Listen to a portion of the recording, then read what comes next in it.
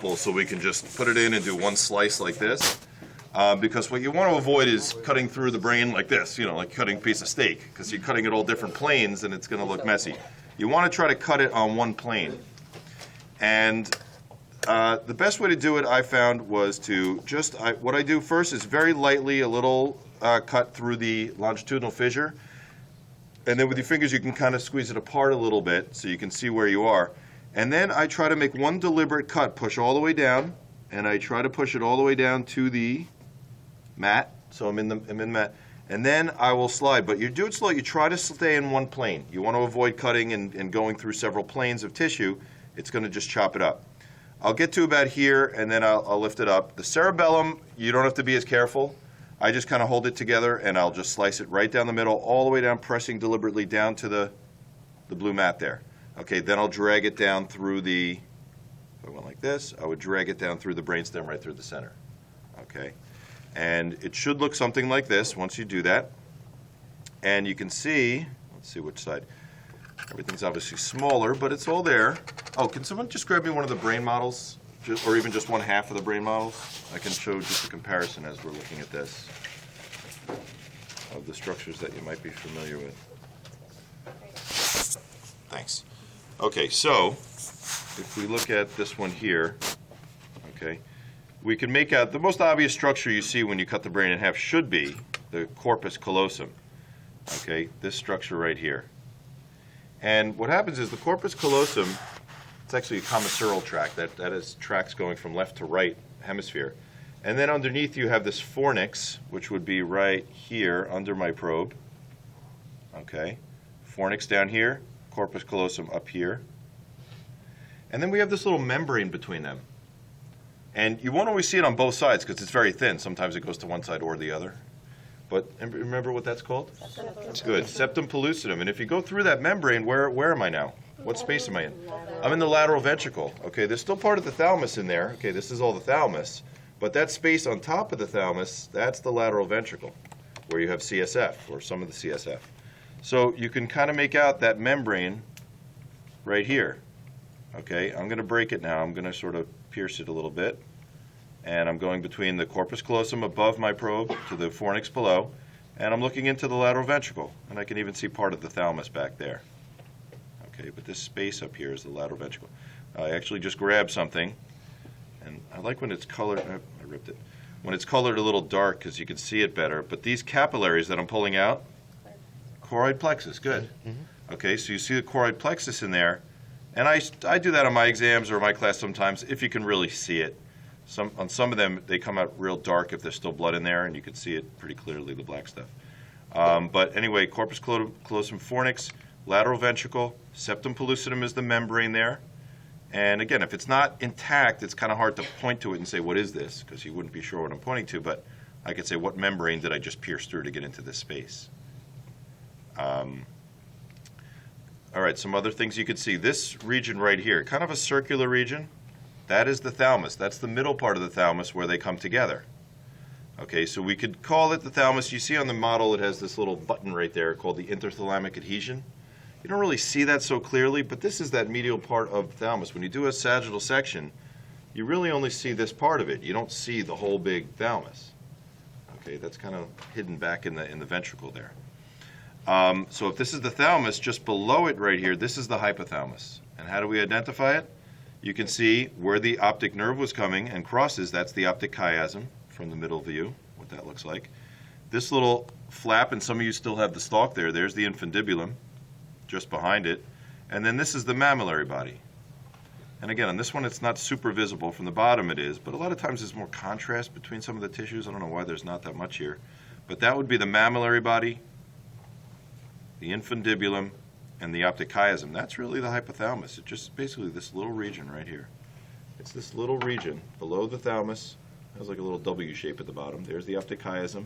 There's the mammillary body in the human, and the pituitary would attach right here, infundibulum. Okay, the floor of the brain right there. Now, remember, when you look at the ventricular system of the brain, you see the two lateral ventricles located in the hemispheres. Okay, so those are above the thalamus, back in there. And then they come together through the interventricular foramen, which you can't really point to and see here, but they come to a very flat third ventricle. Look how skinny it is. Okay. Coming down through the middle of the brain. It's actually right in between the two halves of the thalamus. So when you look at the brain model, it's really just this indented area right in here, the thalamus and hypothalamus, that little space. And if you can imagine putting the other end together. Did somebody grab on the other side? Thanks. It'll just be a little bit better visual. That's the third ventricle, very skinny. Notice that shape. It looks kind of weird, and it looks like when you see it here, it's got a little eyeball, little space missing, because that's where the two thalami meet. Thanks. So if I just take the brain stem out here, remove the cerebellum, take this out, and I put these together, you can kind of see that space inside here. That's the third ventricle, very thin. Okay, it's just in that little indented area there, between the two sides of the thalamus, the thalamic adhesion where they come together. All right. So third ventricle is there. So again, I couldn't just point here and say, well, what ventricle, or say, what's this, and expect you to say third ventricle. You'd say thalamus or whatever I'm pointing to. But it is located in that region, and you could see where it empties out. There's this little dugout area right there. Okay, that's the cerebral aqueduct, right? And that goes right through a region of the brain. We're going into the brainstem now. This is the midbrain. Okay, the midbrain about right here. See that little bulge? You got to look for it. That's the pons. So you go above that and between the mammillary bodies. So this is going to be the midbrain. And we'll actually see where remember we pulled the cerebellum down. This got kind of destroyed on this one, but there's the superior and inferior colliculus. The superior one got kind of damaged here. Maybe we could see it better on this side. There they are. Okay, the superior and inferior. So you see them here. That's the back of the midbrain. Here's this part. And the cerebral aqueduct goes right through it. That drains the third ventricle into, if you follow that down and kind of slide here between the back of the pons and the medulla and the cerebellum, you'll find a part of the cerebellum where it kind of indents in a little bit, like this. That's the fourth ventricle. Okay, the fourth ventricle, right here, right? The cerebellum would be right here. But there's the fourth ventricle in the back, right between the cerebellum and the back of the pons, back of the medulla.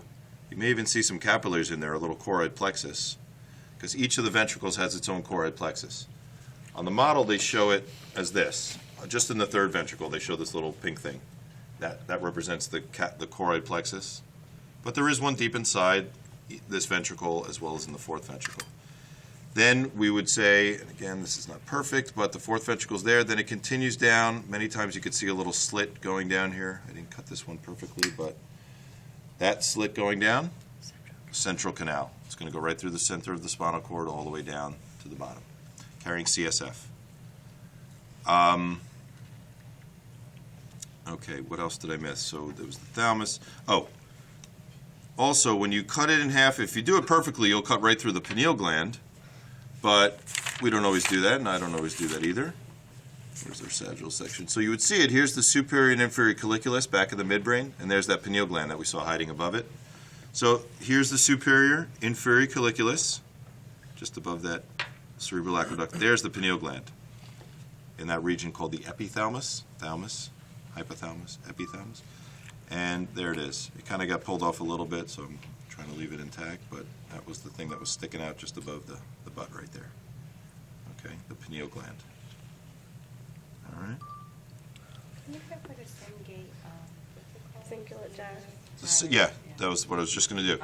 If you look just above the corpus callosum, let's see, am I doing this right? Okay, just above the corpus callosum, there's a gyrus that almost follows the same shape. So this is the cingulate gyrus. And you can kind of make it out if you look in, it's a little bit duller white than the corpus callosum. There's the cingulate gyrus. Part of the limbic system. It's interesting. The corpus callosum is known as a commissural tract. If you remember that from lecture, that's the tracts that go from left to right hemisphere. This is, what type of tract would this be? Remember? Association. Good. Association tract. It stays within one hemisphere. Goes from one part, like the occipital lobe back here, to the frontal lobe. Okay, it's one. It stays within one.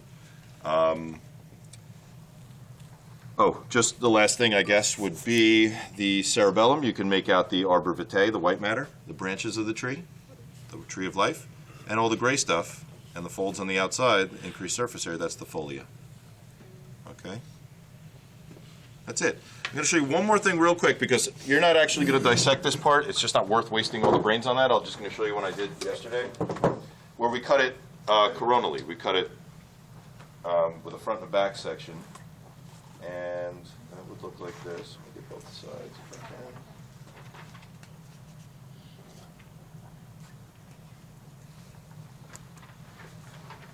Where's that hiding?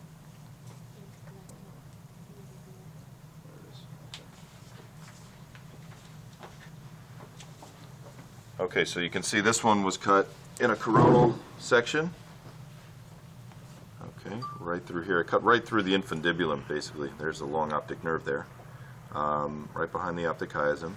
And I cut this way, and really what you can see here, only a couple of things on this view. Flip that page, okay? And this was cut at a little bit of a different plane than I am, but you see it looks like two eyes there looking at you. These are the two lateral ventricles, okay? Do you see the white matter? That's all the white matter of the cerebrum, and the gray going around the cortex. Okay, that's the gray matter of the cerebral cortex going around the gyri. See how it folds in the sulci and goes around in this longitudinal fissure right here. And then we have this one piece of white matter that connects the two sides. See that? That's the corpus callosum. That little bridge from left to right is the corpus callosum. And then right underneath that is the space. We have the lateral ventricles. You may even see some choroid plexus sticking out. And then the bottom white matter is called the fornix. Okay? Does that make sense when you see it from the side? Okay. And then underneath that, we'll have this structure right here. This is the thalamus. These are the two sides of the thalamus right here. And if you're careful, you can see a little slit between them. That's the third ventricle. Okay, and it's a little small. If I cut a little bit further forward, you'd see it coming all the way up to about here. Okay, the slit. But that's the third ventricle in between the two sides of the thalamus there. All right. That's it for this view. I mean, that's really all you need to see here. Lateral ventricles, corpus callosum, fornix, third